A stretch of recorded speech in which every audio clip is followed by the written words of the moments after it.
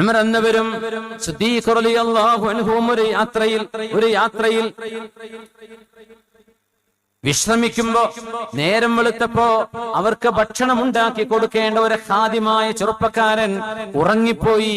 അവർക്ക് ഭക്ഷണം ഉണ്ടാക്കാൻ കഴിഞ്ഞില്ല, കറി ഉണ്ടാക്കിയില്ല. രാവിലത്തെ ഭക്ഷണത്തിന് സിദ്ദീഖ് എന്നവരും ഉമർ എന്നവരും പറഞ്ഞു അയാളോട്, അല്ലാഹുവിന്റെ റസൂലിന്റെ ടെന്റ് വരെ ഒന്ന് പോയി നോക്കൂ, നബി തങ്ങൾ കറി വെച്ച് കാണും, തങ്ങൾക്ക് ആരെങ്കിലും കൊണ്ടുകൊടുത്തു കാണും, ബാക്കിയുണ്ടെങ്കിൽ സിദ്ദീഖ് എന്നവർക്കും ഉമർ എന്നവർക്കും കുറച്ച് തരുമോ നബിയെ എന്ന് ചോദിക്കണേ എന്ന് പറഞ്ഞ് ഈ ചെറുപ്പക്കാരനെ ആ ടെന്റ് വരെ ഒന്ന് പറഞ്ഞയച്ചപ്പോ അവരൊക്കെ മരുഭൂമിയുടെ നടുവിൽ വിശ്രമിക്കാനിരുന്നതാണ്. അയാള് ടെന്റിന്ന് പുറത്തിറങ്ങിയപ്പോ ഉമർ എന്നവരും സിദ്ദീഖ് എന്നവരും അറിയാതെ പറഞ്ഞുപോയി, ഇയാളൊരു ഉറക്കക്കാരനാണല്ലോ, അതുകൊണ്ടല്ലേ ഭക്ഷണം ഉണ്ടാക്കാൻ പറ്റാതെ പോയത്. ഇവനൊരു ഉറക്കനാണ്, ഒരു സ്ലീപ്പി ഗൈ, ഇവനൊരു ഉറക്കിന്റെ ആളാണ് എന്ന് അയാൾ കേൾക്കാതെ ആ മനുഷ്യൻ പുറത്തിറങ്ങി നടക്കുമ്പോൾ സിദ്ദീഖ് എന്നവരും ഉമർ എന്നവരും പറഞ്ഞത്, വഹിയുമായി വന്നു ജിബ്രീൽ അലൈഹിസ്സലാം ഹബീബിന്റെ ടെന്റിലേക്ക്. പറഞ്ഞുകൊടുത്തു, നബിയേ, ആ ടെന്റിലുള്ള നിങ്ങളുടെ 2 കൂട്ടുകാർ ഈ പാവം മനുഷ്യനെ കുറിച്ച് ഒരു ഉറക്കനാണ് എന്ന് പറഞ്ഞു. ഉറങ്ങുന്ന ആളാണ്. വലിയ കുഴപ്പം തോന്നുന്നുണ്ടോ വാക്കില്? ഉണ്ടോ? അയാൾ ഉറങ്ങിപ്പോയതാ, ഉറക്കനാന്ന് പറഞ്ഞു. നബി തങ്ങളുടെ ടെന്റിൽ കയറി ചൊല്ലുന്ന സ്വഹീഹായ ഹദീസ് അല്ലയോ ഇത്? ഗീബത്തുകളും നമീമത്തുകളും പരസ്യമായി പണ്ഡിതന്മാരെ കുറിച്ച്, സാധാരണക്കാരെ കുറിച്ച്, പ്രത്യേകിച്ച് പാണക്കാട് സയ്യിദന്മാരെ കുറിച്ച് പറയാമെന്ന് വാദിക്കുന്ന മുഴുവൻ ആളുകളും ചെവി തുറന്നൊന്ന് കേൾക്കണേ.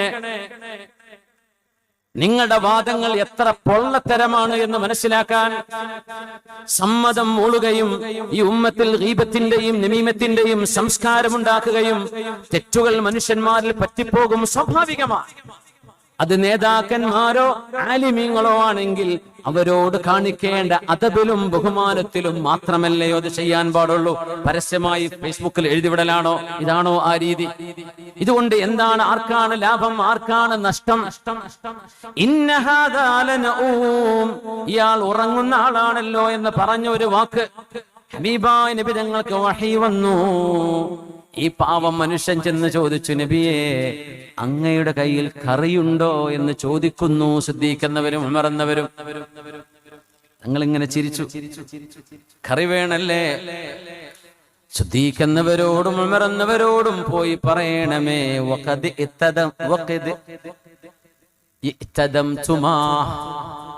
നിങ്ങൾ 2 പേരും ഇദാമ് കഴിച്ചല്ലോ, അവർ 2 പേരും കറി കഴിച്ചു കഴിഞ്ഞല്ലോ.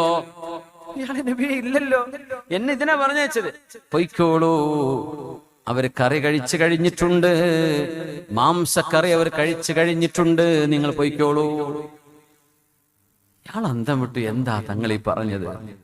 സിദ്ദീഖ് എന്നവരോടും ഉമർ എന്നവരോടും നബി തങ്ങൾ പറഞ്ഞു, നിങ്ങൾക്ക് കറി കിട്ടിയിട്ടുണ്ട് എന്ന് പറഞ്ഞല്ലോ. പടച്ചോനെ, തങ്ങൾ അങ്ങനെ പറഞ്ഞോ? ഇവിടെ ഒന്നുമില്ലല്ലോ. സിദ്ദീഖേ, നമുക്ക് പോകാം. ഉമർ എന്നവരും സിദ്ദീഖ് എന്നവരും നടന്നു ചെന്ന് നബിയോട് ചോദിക്കുന്നു, യാ റസൂലല്ലാഹ്, അല്ലാഹുവിന്റെ റസൂലേ. ശരിക്ക് കേട്ടോളി, വാട്സപ്പ് കൂട്ടായ്മ ഇത് നമ്മുടെ സംഘടന പ്രവർത്തകന്മാർക്കാണ് ഇത് ബാധിക്കുന്നത്. സാധാരണക്കാർക്ക് ചിലപ്പോൾ ഇത് അറിഞ്ഞോളന്നില്ല. ഞാൻ എന്തിനെ ഉദ്ദേശിച്ചായി പറയണത്, നമ്മുടെ നാടുകളിലെ ഗ്രൂപ്പുകളുണ്ട്, VIP ഗ്രൂപ്പുകൾ, അതിൽ കുറച്ച് അഡ്മിന്മാരെ ഉണ്ടാവുള്ളൂ. ചർച്ച ഭയങ്കര രസമാണ്. തിന്നല പരിപാടി. പാണക്കാട് തങ്ങന്മാർ എന്തെങ്കിലും തെറ്റ് ചെയ്യുന്നുണ്ടോ, ജിഫ്രി തങ്ങൾ പാപ്പാക്ക് വല്ല കുഴപ്പമുണ്ടോ, അലിക്കുട്ടിസ്ഥാന് വല്ല കുഴപ്പമുണ്ടോ, മറ്റുസ്താന്മാർക്ക് വല്ല കുഴപ്പമുണ്ടോ, ഇത് നോക്കി നടക്കല പരിപാടി. എന്നിട്ട് അങ്ങനെ ആഘോഷിക്കുക, കമന്റ്, വോയിസ്, വീഡിയോ, പത്രക്കട്ട്, ഇതിങ്ങോട്ട് ആകും. എന്നിട്ട് ദീന വളർത്തുന്നത്. അതല്ലാഹ്, തിരുത്തു പറയണം. തിരുത്തു പറയാൻ ഇപ്പൊ പേടിയാ, പുറത്താക്കും. തിരുത്തു പറയണ്ടേ? തെറ്റുകളല്ലേ? ഈ സമുദായത്തെ ഭിന്നിപ്പിക്കാൻ പാടുണ്ടോ? പാണക്കാട് കുടുംബത്തിന്റെ തണൽ ഈ ഉമ്മത്തിന് കിട്ടിയ സൗഭാഗ്യം ഇത് നഷ്ടപ്പെടുമ്പോഴേ മനസ്സിലാവും. അഹ്ലു ബൈത്തല്ലേ മിനിമം, എന്നെക്കാൾ നിങ്ങളെക്കാളൊക്കെ ഖൈറല്ലേ അവര് സയ്യിദന്മാർ. അള്ളാഹുവിന്റെ ഹബീബിന് സ്വലാത്ത് പറയുമ്പോ വഅലാ ആലിഹി എന്ന് പറയുന്നതിന്റെ കൂലി കിട്ടുന്ന ആൾക്കാരാ അവരെ നമ്മൾ ഈ പിച്ച് ചീന്തുന്നത്. അവരെന്ത് തെറ്റ് ചെയ്താലും നമ്മൾ ഈ ചെയ്യുന്ന ഗീബത്തിനോളം എത്തുമോ അവർ ചെയ്ത തെറ്റ്? അള്ളാഹു പുറത്തു കൊടുക്കട്ടെ തെറ്റ് പറ്റിയിട്ടുണ്ടെങ്കിൽ. അവരിൽ സ്വലാഹ് വേണം, നന്മ വേണം. അള്ളാഹു അവരെയും നമ്മയും സിറാത്ത് മുസ്തഖീമിൽ അള്ളാഹു ഒളിയിർപ്പിച്ച് നിർത്തി തരട്ടെ. സിദ്ദീഖ് എന്നവര് ചോദിച്ചു, ഉമർ എന്നവര് ചോദിച്ചു, യാ റസൂലല്ലാഹ്, അള്ളാഹുവിന്റെ റസൂലേ, കറി വേണമെന്ന് അങ്ങയോട് ചോദിച്ചിട്ട് ഞങ്ങൾ കറി കഴിച്ചു എന്നങ്ങ് മറുപടി പറഞ്ഞോ? ഞങ്ങൾക്കൊന്നും കിട്ടിയില്ലല്ലോ നബിയേ. കിട്ടിയല്ലോ സിദ്ദീഖേ. ആ മനുഷ്യനെ കുറിച്ച് നിങ്ങൾ എന്താണ് പറഞ്ഞത്? ആ പാവം മനുഷ്യനെ കുറിച്ച് നിങ്ങൾ എന്താണ് പറഞ്ഞത്? ഞങ്ങൾ പറഞ്ഞു, അയാളൊരു ഉറക്കക്കാരനാണല്ലോ എന്ന് പറഞ്ഞു. ഇന്ന ഹാദാ ലനഊം, നായിം നഊം, കുറെ ഉറങ്ങുന്ന ആളാണെന്ന് പറഞ്ഞു. നിങ്ങളാ പറഞ്ഞത് ആ മനുഷ്യന്റെ പച്ചമാംസം തിന്നലല്ലയോ? ആ പച്ചമാംസത്തിന്റെ അടയാളം നിങ്ങളുടെ മുൻപല്ലിന്റെ ഇടകളിൽ ഞാൻ കാണുന്നുണ്ട് എന്ന് റസൂലുള്ളാഹി സ്വല്ലല്ലാഹു അലൈഹി വസല്ലം.